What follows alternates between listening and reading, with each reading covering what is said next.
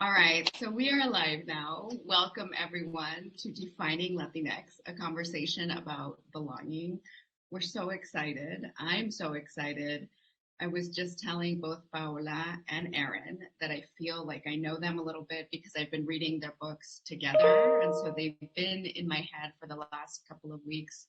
And it's been such a journey to read your books together. I feel like they feel I would recommend a lot of people read them together. It was an experience for sure. So thank you, Erin and Paola, for joining us. So the first question that I have is, Paola, we were just talking about how in the introduction to your book, you talk about how you had to be both a journalist and an activist. And you had to put both those hats on as you embarked this journey. And I was mentioning to you all that as a fellow journalist myself, like I've come to deeply understand that there's no such thing as coming to a story or to a piece of reporting from a place of nowhere. There is no such thing as sort of this ultimate objectivity. We look at the world, we experience the world, we process the world from the place in it that we occupy. And so for me, for example, as a journalist, I know that the place in the world that I occupy gives me the lens of a queer woman, of a first generation American, of a fronteriza, and many, many other lenses. So I wanted to start by asking you all, what was your place in the world, your starting point, your lens as you embarked on writing your books? Where were you coming from? And Paola, we'll start with you. Yeah, I mean, as you're defining all of these different lenses that you have, I think my problem before the book is that I didn't know that you could carry all of those lenses in one hat. No, I very much, I think for many years in politics, throughout my childhood, I felt like if I stepped in this room, I had to wear my queer hat. No, if I stepped in the other room, I had to be Latina. If I went to Mexico, I had to act a certain way. If I was with my Cuban family, then I had to look a certain way. And so, the beginning of that journey was understanding what all of those things meant together. And then if I was choosing to be in one lane, then how were other people choosing to live their lives, and what was I missing? And so the beginning of my journey of finding Latinx starts in 2016 when Donald Trump became president, because for so many years I was working in politics, I was working in the Clinton campaign, and I was very much completely certain that in that campaign, in my hat as this fancy deputy director of Hispanic press, I was certain that I knew the way that Latinos were going to vote, the way that we like to express ourselves. And obviously it turns out that was very much wrong, right? Like less than 50% of eligible Latino voters actually showed up to the polls. And so this journey in this book is very much a reckoning with this idea that I didn't know who I was, and I didn't know what I was projecting in terms of who Latinos were in that moment in 2016. And so it was a search for myself. It was a search to combine all of these different identities that I have in one. And it was a search to understand who Latinos were and how we had changed and what it meant to lean into these freedoms and these identities in a way that I believe wasn't really being captured in politics or in culture. And so that was the beginning of writing those words. You write about in the book that in hindsight now, you're not surprised that in 2016, Democrats were unable to capture some of those Latino votes because you don't remember you all talking about Black Latinos, about trans Latinos, about the multiplicity of expression that comes with the word Latinx. That's right. And honestly, all we had to do was sort of look internally at our own staff and understand if we ourselves didn't really feel comfortable leaning into our identities, then how was that interfering with the way that we were creating policies and creating outreach strategies? There was a huge blind spot. The biggest example I have is my own partner. She's a Black Mexican. She was a staffer in the Clinton campaign. And she herself felt sort of outside of the Latino bubble, like of the Latinx staffers within the Clinton campaign, right? She herself didn't feel like she was included because she was only seen as a Black woman instead of a Afro-Latina or a Black Mexican. And so I think that example, I think, was present throughout all of our strategy. You know, if we were in Florida, we neglected the Afro-Cuban vote. You know, if we were in a place like Arizona, where there's a huge queer community, we neglected the queer vote. And we were neglecting a lot of the nuances that we ourselves couldn't see internally. And so unless you project that out loud, no, unless you say out loud, yes, we are trans too, and yes, we're Afro-Latinos too, and yes, there are indigenous migrants here, and yes, you could be in the Midwest, but there's a huge growing Latino population there. Unless you say that out loud, you miss it, and we did. Erin, where were you coming from when you started to write this book? What were your lenses?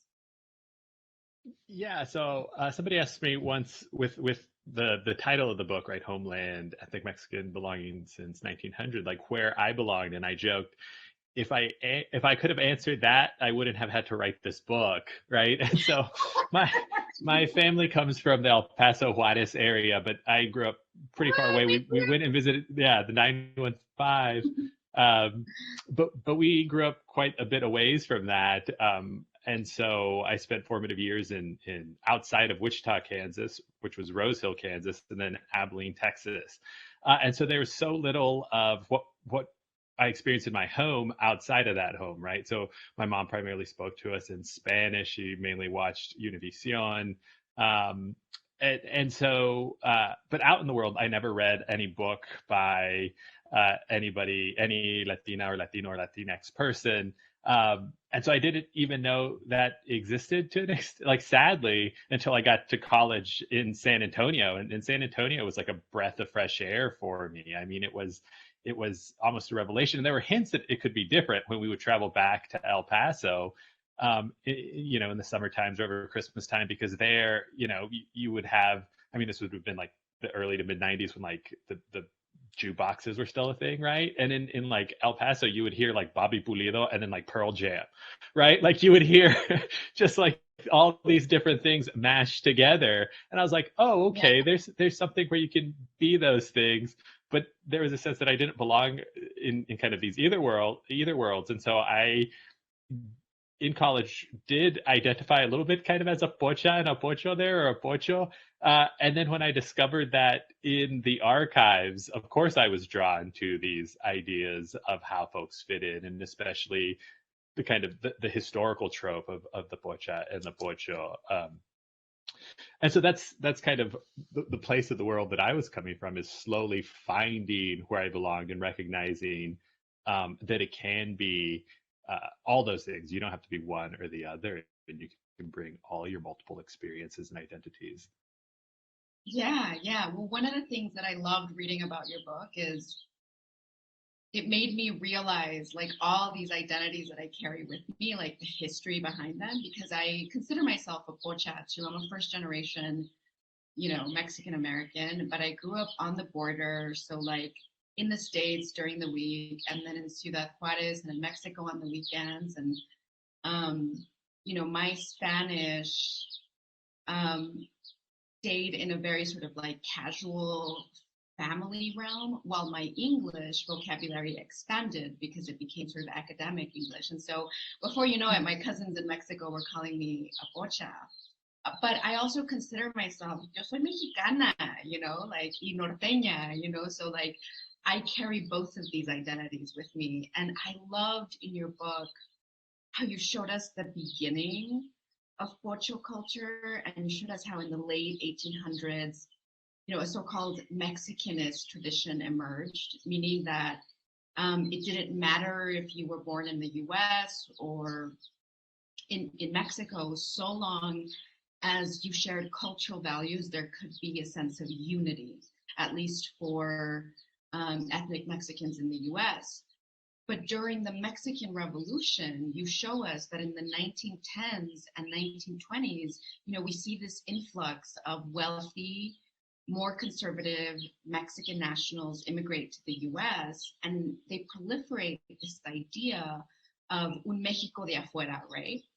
um, of Mexico on the outside, Mexico exiled in the US, and that it was important to hold on to your Mexicanness by speaking proper Spanish, by conforming to Mexican gender norms, and most importantly, by eventually returning to Mexico.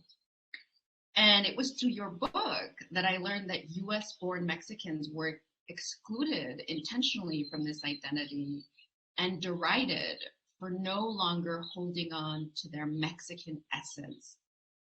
Why was this point of tension your launching point?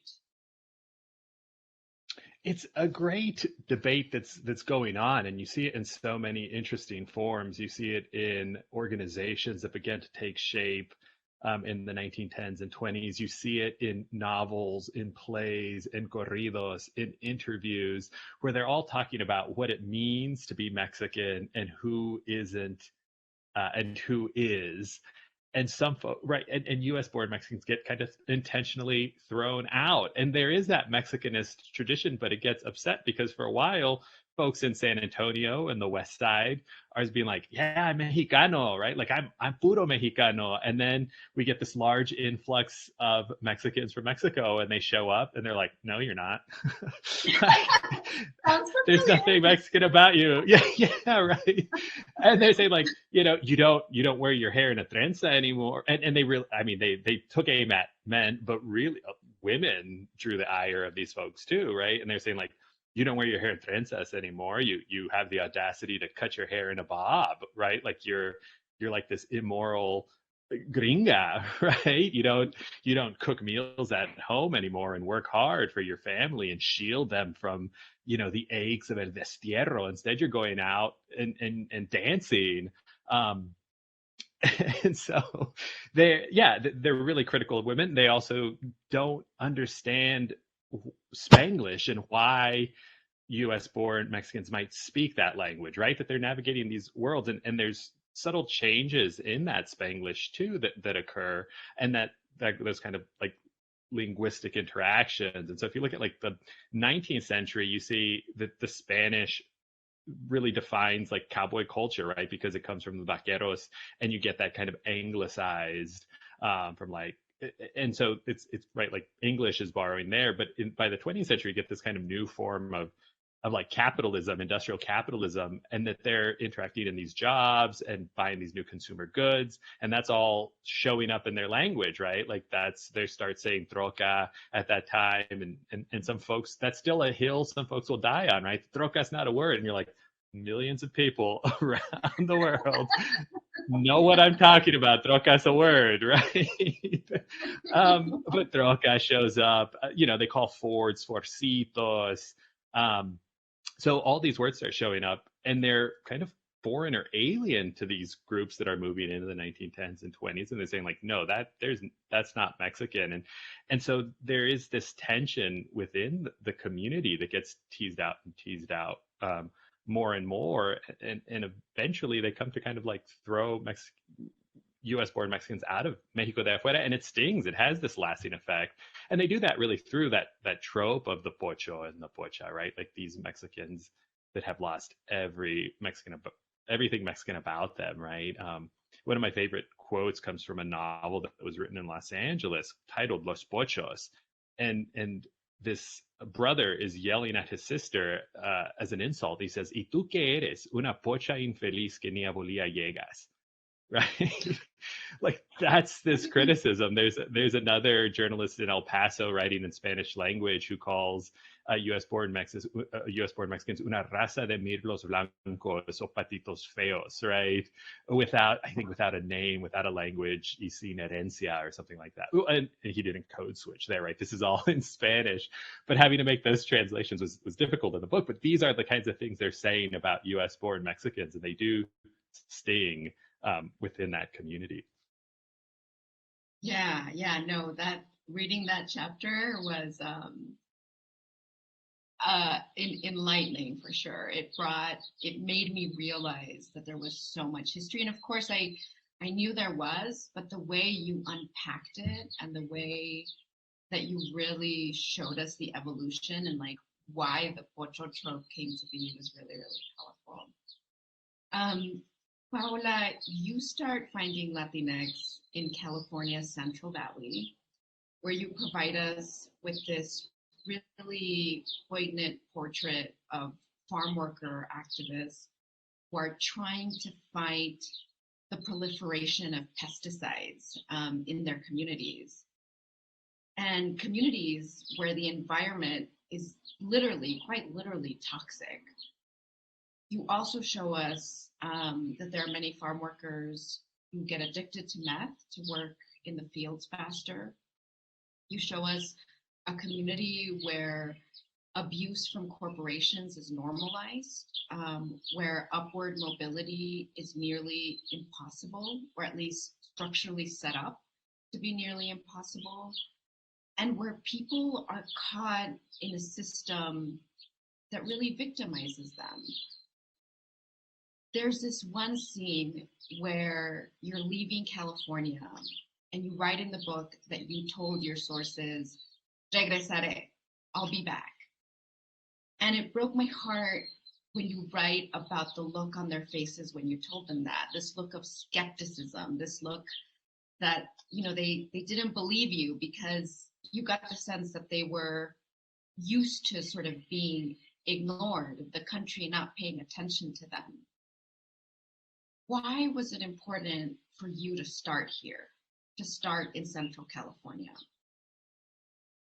I mean, I think unfortunately, it all during COVID, that idea became even more important and in our faces, right? I mean, what that chapter sort of alluded to is now what we saw play out during the pandemic, which is the very farm workers that we always forget about in California that literally have helped us survive the last 9 months are the very ones that are still being left behind, right? Are the ones that many of them lost their lives, right? Are the ones that the government never protected, are the ones that were invisible as they were feeding us and helping us survive. And so, that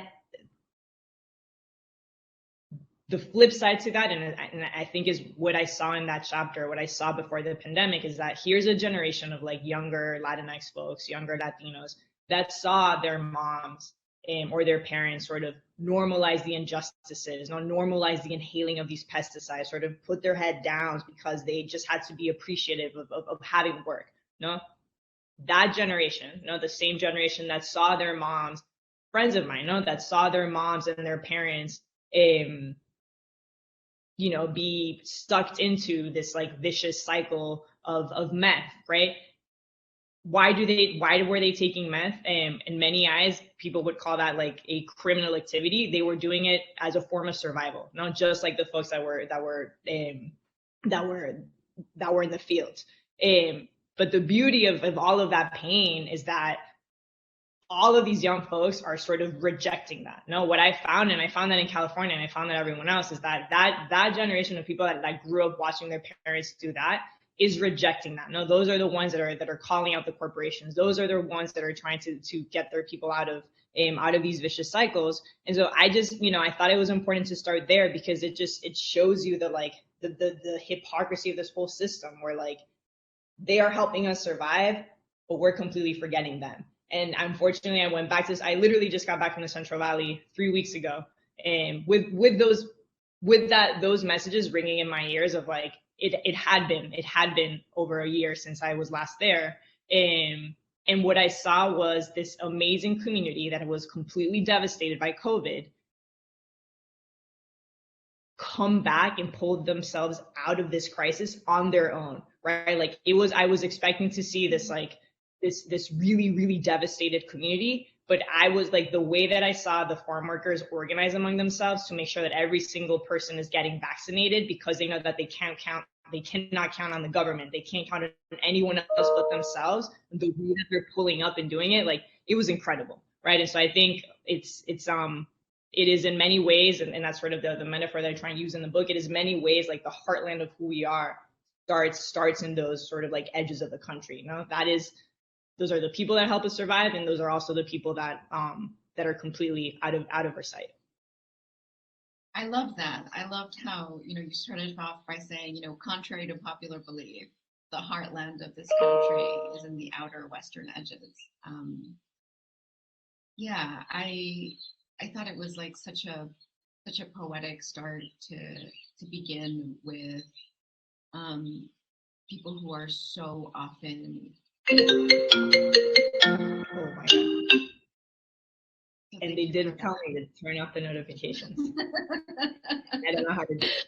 It happens. Wait, It happens. yeah. Erin, one of the sections in your book that fascinated me and I found really, really sobering was when you show us how in the mid 20th century, Mexican Americans, some Mexican Americans, battled discrimination not on the grounds of its moral bankruptcy, but on the grounds that Mexican Americans were white. And you show us how LULAC activists believed that whiteness privileged Mexican Americans to receive first class citizenship and the same rights as Anglo Americans because they argued we were of the same race. Can you expand for me what it was like to uncover this fraught relationship between Mexican American identity and whiteness? Yeah, that's a great question.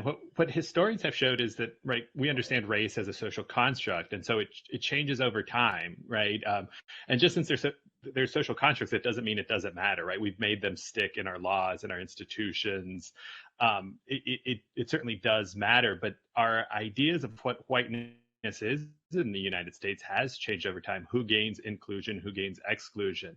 And so in the 20th century, in the first part of the 20th century, you do see these shifts occurring in whiteness. It hasn't consolidated quite yet. There's room for what one historian calls variegated whiteness. So there's like shades of whiteness, like there's better whites, and lesser off whites, and then we start to see this era of like consolidated whiteness, where we recognize just like as one white versus this group of others.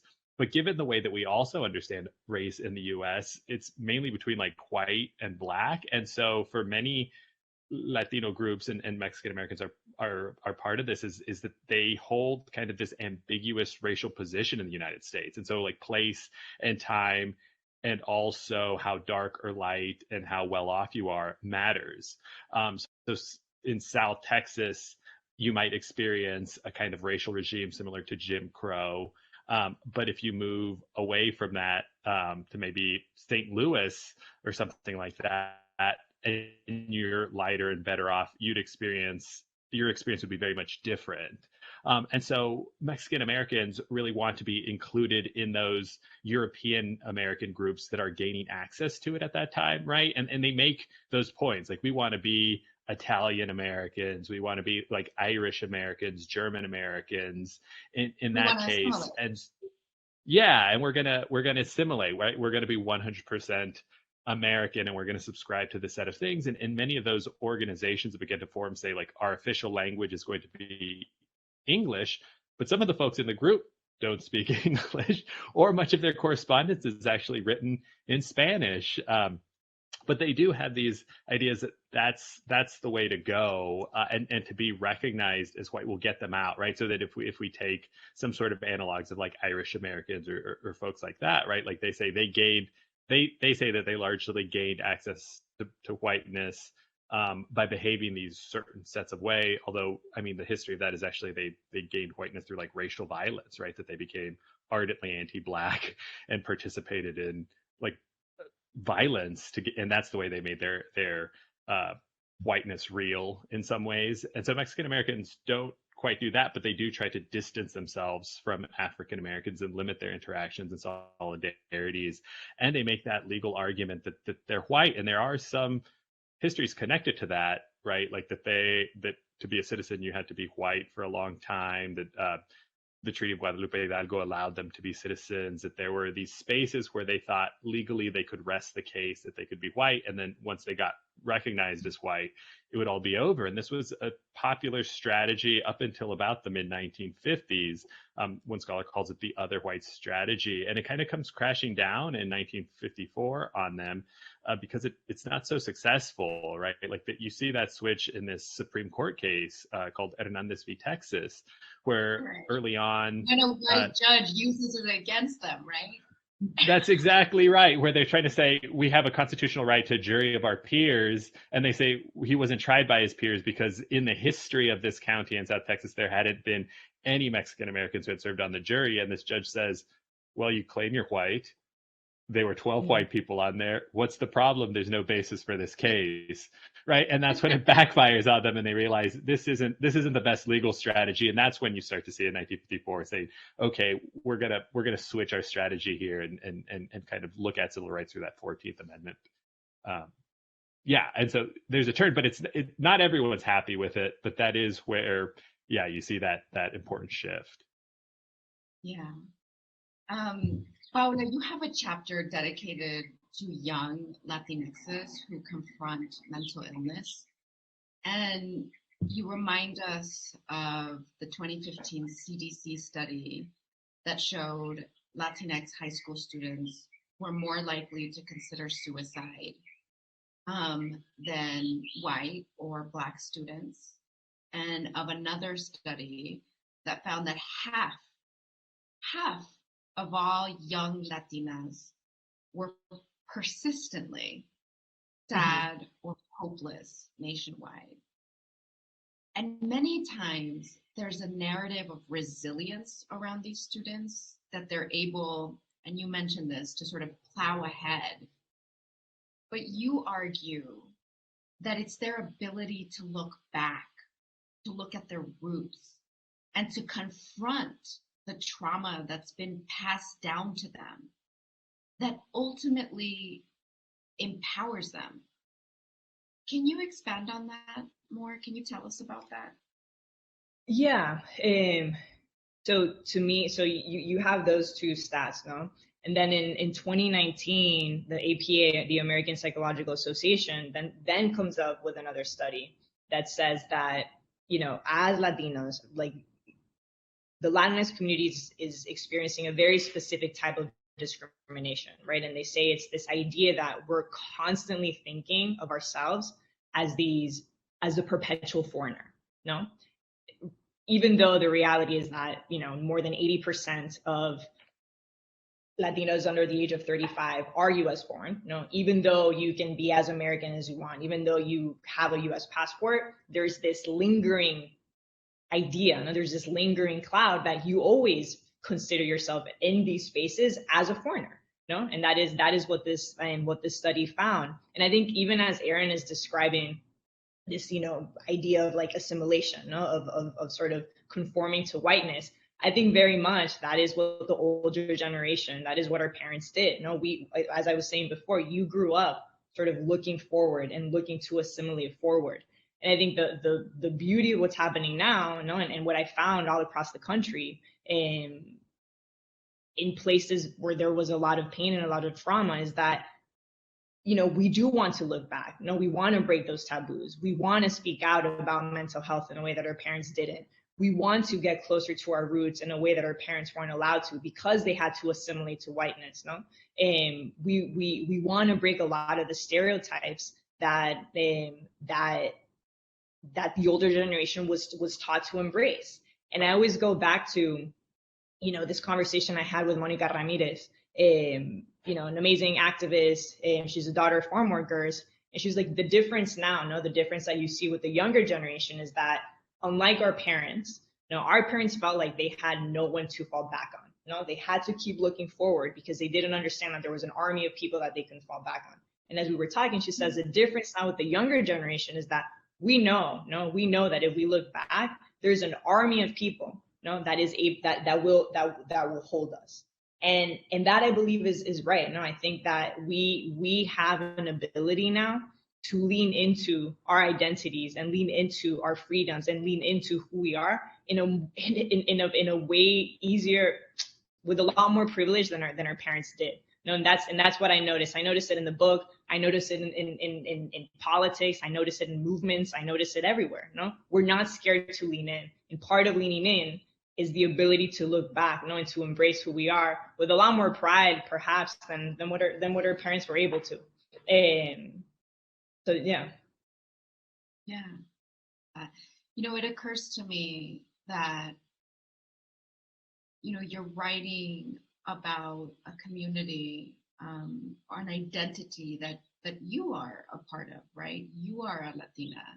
And Erin, you're writing about ethnic Mexicans when you yourself are also of Mexican descent. Can you both tell me about moments in your journey of writing when perhaps your reportage or your research led you to look inward? A moment when perhaps the subject matter you were studying landed very personally on you and forced you to reflect on your own place in the world and look inward. And I'll let whoever of you two wants to tackle that first. Erin. No, that's a great question. You're trying to like put it off, right? While you're thinking about it. Yeah, writing and research is deeply personal, right? You're kind of always writing yourselves, like you began this panel with, that there's something that you bring, right? I don't think any of us kind of hide behind this notion of objectivity anymore, that we do bring our experiences and our histories to it. And so there is in all those chapters like pieces that helped me understand who I was and my family. I think that's what actually drew me into the field of Xicana and Chicano and Chicanx history, that it wasn't attached, that finally I was able to contextualize my family histories, my family stories, right? Like those stories that they told me around the table growing up over and over, the stories of the Mexican Revolution, the stories of work, the stories of kind of walking by signs that said no dogs and no Mexicans. Like I heard all these stories growing up, and I was like, okay, but in the histories that I was reading, they never showed up. And so when I finally discovered this field, it opened up the world, and it helped me understand my place in the world, my family's place in the world. And so, yeah, I mean, this book was directly connected to it, kind of feeling like a pocho.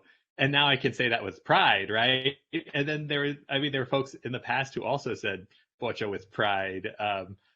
Some of the stuff that didn't make the cut for that book, but there was even he's kind of a poet, musician, scholar, a jack of all trades named Americo Paredes, who was writing about being proud that he was a pocho, right? He wrote poems called like Alma Pocho, where he's talking about, right, like him being, he has a pocho soul, and he's both, and he's stuck between certain uncertainties, and he writes in English and Spanish in many cases, and so I was drawn to all those things. I identified with the pochos. I also identified kind of in my past with some of the things that those Mexican Americans in the 20th century had done. There was this Chicano activist, Ricardo Sánchez, who opened one of his poetry collections railing against middle-class Mexican Americans who got too good of grades, right? He called them like threats to the revolution. And as an undergrad, I came across that book in a used bookstore in El Paso, and he was like, don't listen to those guys who get too good of grades. They're the biggest threat to the revolution. I'm like, hey, I'm reading your book. Like, but then, dug in and was able to understand it a little bit more and to put it in context.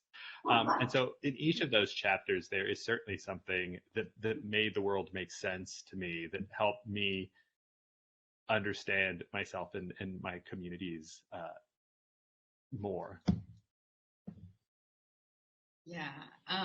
Well, your book certainly helped me understand myself and my community more for that. And I'm sorry if you can hear my dog, Chalino, in the background.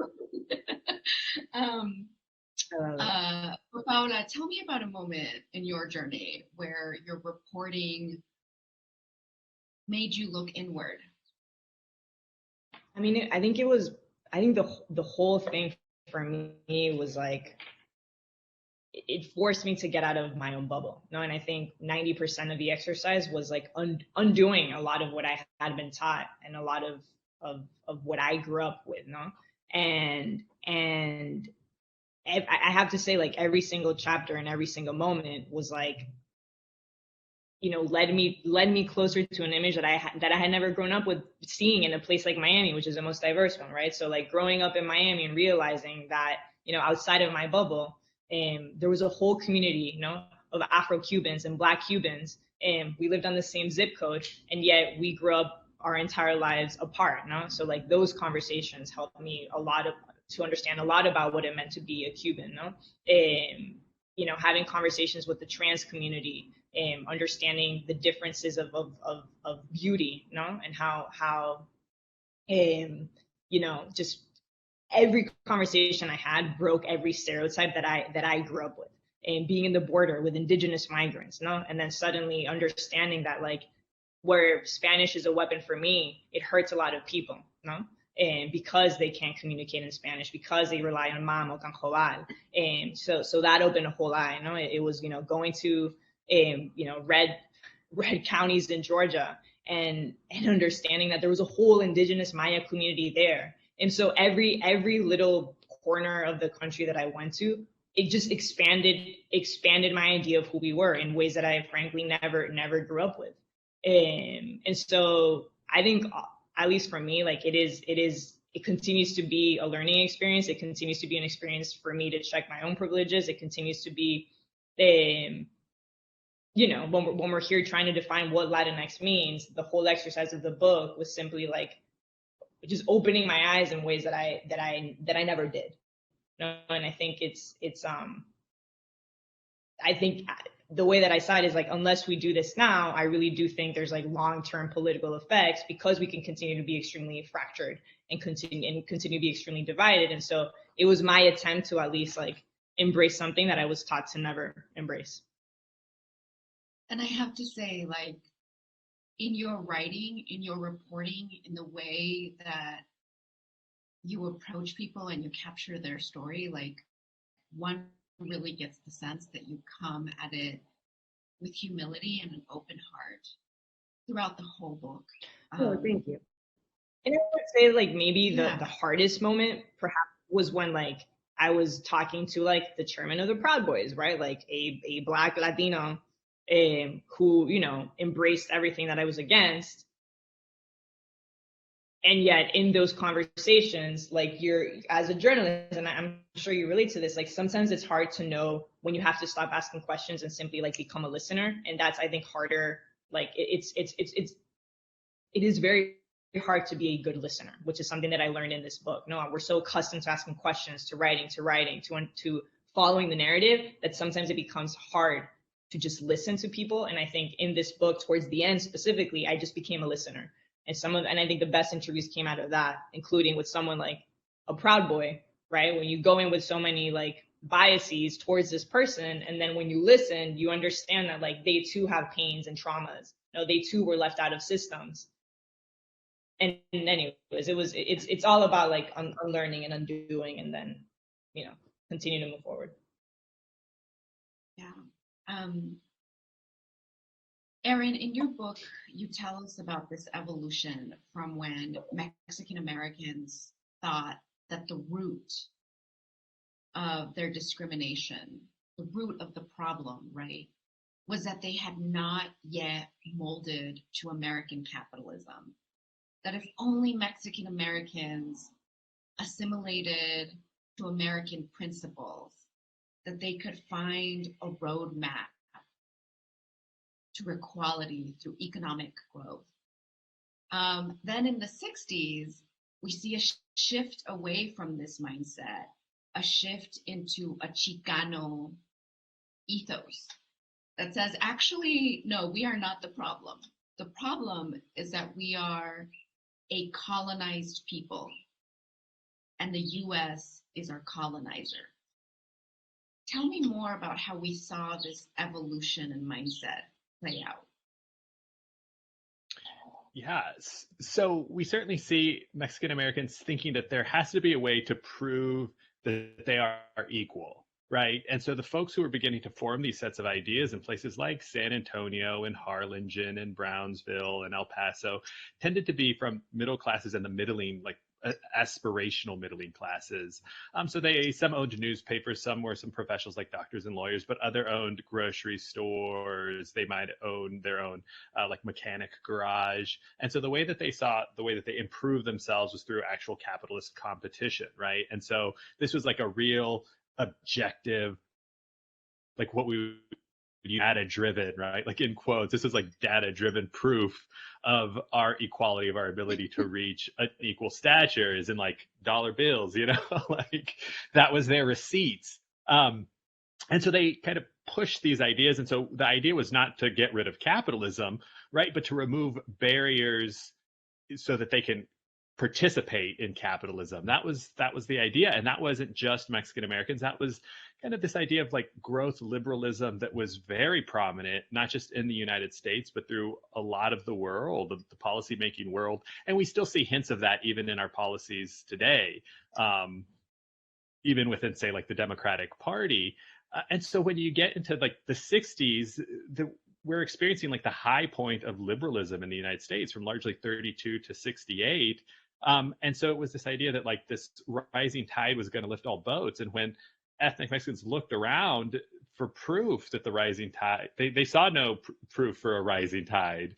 And so in one of those chapters, I began the chapter with these two pictures of the West Side Barrio in San Antonio.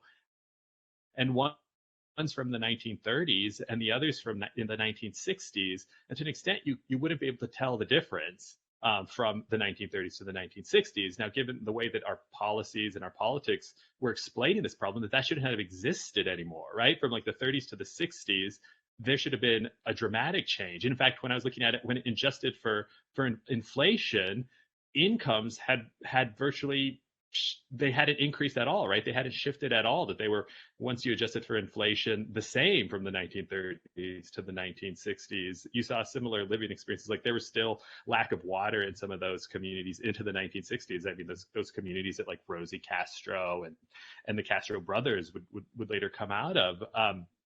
So there wasn't proof that was working. Also, those set of ideas, you start to see these social scientists and these scholars really try to test them, right? Because this was like the consensus of how you achieve social progress. So you had to achieve these certain steps and you would move up and eventually like change and everything good would happen. Well, they weren't seeing that. And so they didn't intend to go about and shatter the prevailing theories of how the way the world worked. But by the time they got to them, they're saying it's not working. Like, right, like there's proof that the world, that these theories you're saying supposed to explain the world aren't working. So now we have to develop new ones. And so that's the ideological world that the Chicanas and Chicanos are born into. And so, yeah, Mexican American, when I was talking about it, carried with it kind of a set of ideas and a political project that was a little bit different than we understand it today, right? Mexican Americans a little bit more neutral or relatively benign today, but those folks, there was a difference between Mexican American and Chicano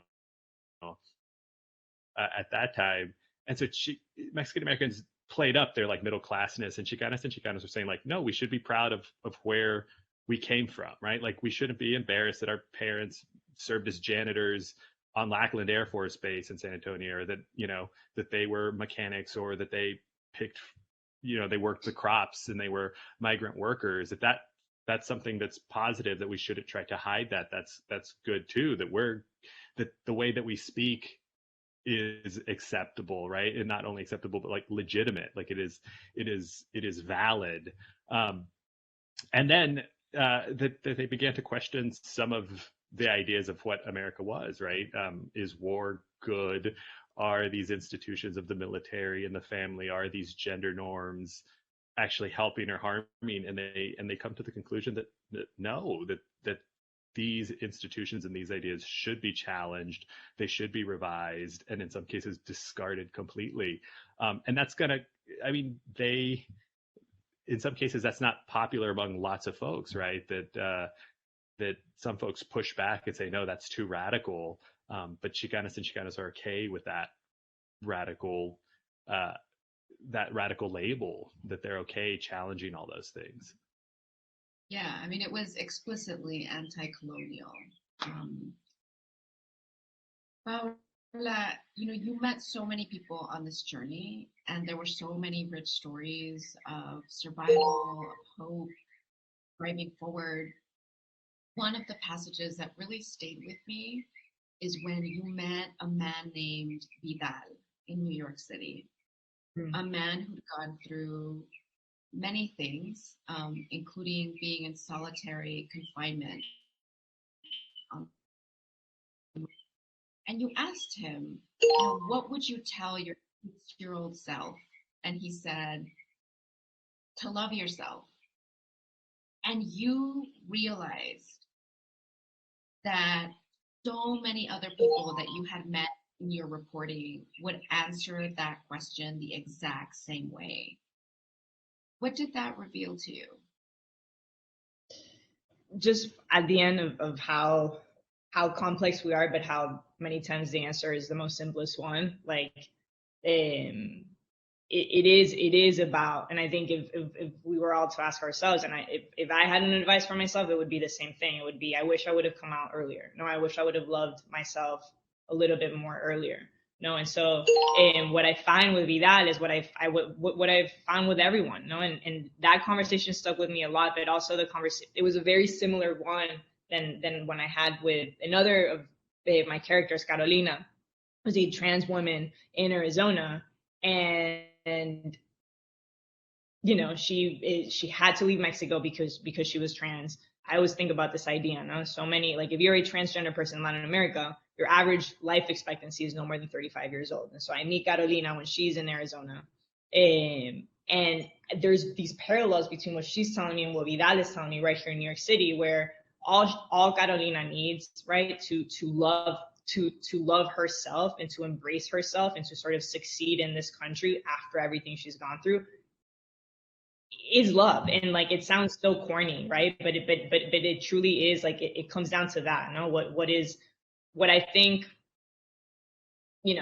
I always think about now, because of the politics and the rejection of the term Latinx, like, I always come down to the same thing. Is there such a thing as a Latinx community anymore? No.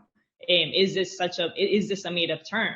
And because of all the pushback and the rejection. And then I think about, all right, so like, what do we have in common as one? No, we're many different identities. We have many different accents. We have many different stories, nationalities. What do we have in common?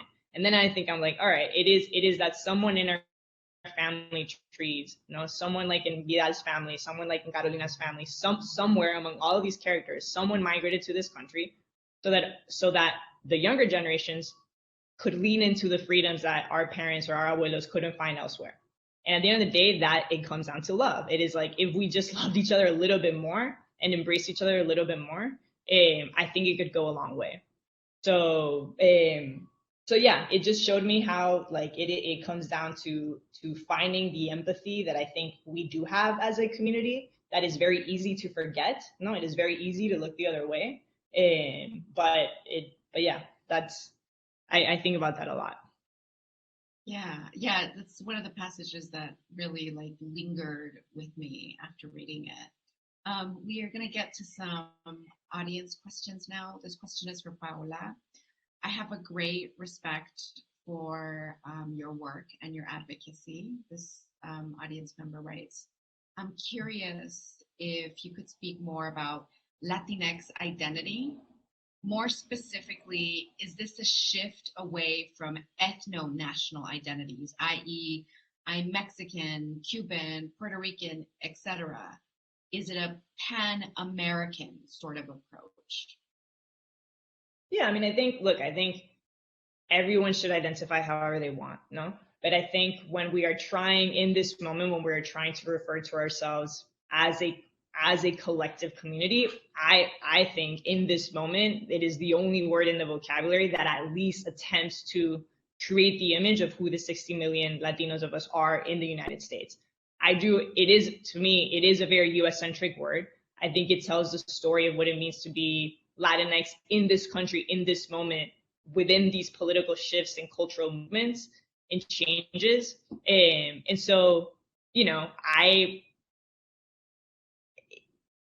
think part of the pushback is that there is something, you know, there is something about that image. There is something about the image of a Mexican being next to a Black Cuban, being next to a trans person from Arizona, being next to an indigenous folks in South Carolina, being next to a liberal and a conservative. There's something about that communal image that is irritating to a lot of people. And so I think that to me is always like what I'm trying to work towards. No, why are we sort of rejecting that embracement? And so at least I think that Latinx forces us perhaps to see things that we don't want to see. No, it forces us to look beyond the nationalities, to look beyond just saying Mexican and Cuban, and understand like what does that mean and what does that look like. And I think, you know, in that sense, I think at least it's forcing us to talk about things that we should have been talking about decades ago. We have another question. Marisela would like to know, reflecting on their research and thinking about all the people they met along the way, what is one story or character they'd most love to see reflected in a fictional world, a novel, a screen, a stage, because this person's profile is just so cool?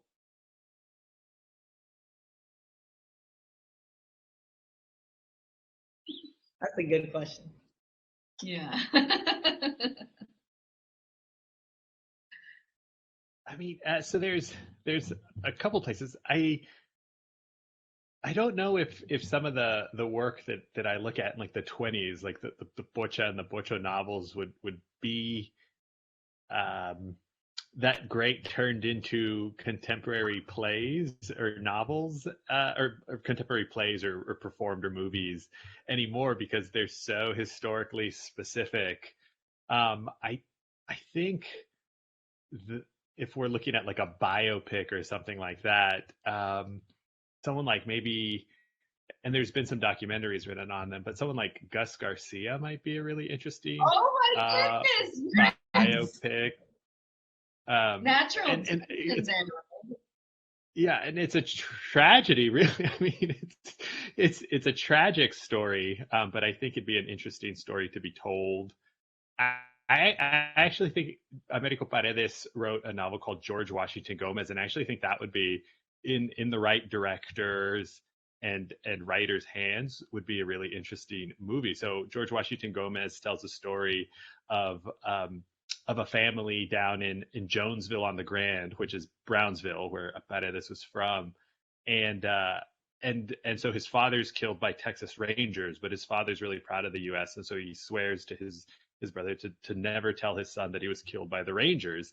And so George Washington Gomez is originally named Walinto, but he only goes by like George in school, right? And so he starts learning that in school he's one person, and he talks about this in a kind of double consciousness way, right? Like in schools and in class he's George, and at home and in this different thing he's Walinto, and everyone always tells him he's supposed to be this leader for his people, right? He's going to be this great figure that's going to bring about great social change. And at the end of it, he actually becomes this spy. He gets a law degree and then he comes back, but the U.S. government sends him back to be a spy, to spy on his community, because they're afraid of them during the war, that they might they might sympathize with the Germans. So they're kind of afraid of like what happened in like World War I. So they send him to be a spy, and he comes back and he sees his old group of friends who have turned into these new kind of activist types, and they invite him to this restaurant, and they're saying like, we should change something. And he tells them like, you Mexicans will never be anything more than Mexicans until you change, and then like at the end, and so he like walks out. And that's kind of the end. They yell and insult at him afterwards, right? Like George, I think they call him like oh man, I'm gonna say no, but I think they call him like a vendido son of a bitch, right, or something like that. And then the novel, I'm just talking about tragedies now. I don't know. There's no uplifting stories, but I think that would be a really interesting story to see or tell. What about you, Paola? I think, I mean, the first people that come to mind are the like incredible, like badass promotoras I met in the Rio Grande Valley, actually, that are like, because I always think about like my time in politics and when we were trying to like talk about like abortion and reproductive rights. And I remember constantly our bosses would always be like, don't say that word in Texas, like you're gonna lose the Latina vote, like Latinas won't vote for you guys if you say that. And then I remember like going into las colonias and like with these promotoras, and they just go door to door and amongst themselves are organizing women, and they're just talking in a way and with a freedom in a language that I think, again, going back to the stereotypes, like we love to put ourselves in stereotypes, and like these are, you know, like 56-year-old, like 30-year-old ladies that, I mean, I'm 30, but they're like, they are talking about these like taboo, you know, Latino issues in a way that was just like mind blowing and incredible and like extremely progressive, not in the political word, but in the sense that they're like 3 steps ahead. And I just loved like following them around the colonias and like, you know, having these sort of like underground meetings. And I just would love to see what that organizing looks like now, no, around what other issues and like how someone like that and with that formula, like it can really go a long way. And I think to understand the evolution of a woman, no, of a Latina that maybe felt closed and then is slowly like talking about things that, you know, were taboos for so much of her life, like to capture that, what that freedom looks like, no, because your identity changes along the way. I think that would be really, really cool to see that. Kate has a few questions for Paola. How did you organize or choose the places you visited and who you spoke to? Were some places not on your original list to visit? If so, what compelled you to visit there? Are there places you visited or are planning to in the future? Where and why? Yeah, so a lot of it was you know, looking at these like political battleground states that I had visited in the past and like through campaigns or politics, and like going back to a lot of those places and going to within those states, talking to the people that we never talked to, like when I was in politics. So that was a little bit like the beginning of like the mapping, like, all right, like I've been to Texas 100 times, like with, you know, with politicians, like who did we always leave out? And same with, you know, same with the majority of those states. And then the way that I found most of the stories was through social media, right? My strategy before going in was I would post on Instagram always and be like, hey, I'm going to Texas. I want to talk to these folks, but what am I missing? And then people would literally like, it became this like massive web where people would just connect me to others, or here fulana de tal has this friend who's going through this, talk to her about this. And so a lot of it was honestly through people connecting me to, you know, to their friends and asking the question of like, what am I missing, what am I missing, what am I missing? And it just, a lot of the chapters organically came about like that way. All right, we have one more question. Zinnia asks, do you find it surprising when people say, oh my God, I can't believe insert Latinx group here voted for him? And so how do you respond to that? And she says, I give them your book. Yeah. I mean, it shouldn't be surprising. Like, I think historically, like Latinas have voted for Republicans, like between 27 to 30% of us have historically voted that way. You know? So that in and of itself, like it shouldn't be surprising.